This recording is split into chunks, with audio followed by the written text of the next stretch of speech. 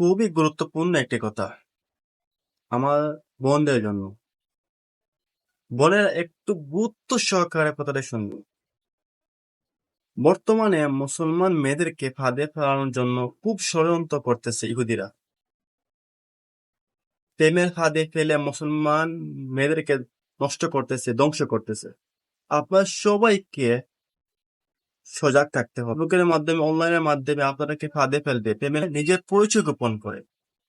গোপন করার পর প্রেমের ফাঁদে ফেলে তারপর ওরা বলে যে আমি অন্য ধর্মের। ওরা আপনাকে মেসেজ দিবে, দিয়ে বলবে আমি ইসলাম সম্পর্কে জানতে চাই, কেউ আমাকে কি ইসলাম শিখাবেন, আমাকে কি দিন শিখাবেন, এই বলে মেয়েদেরকে ফাঁদে ফেলে।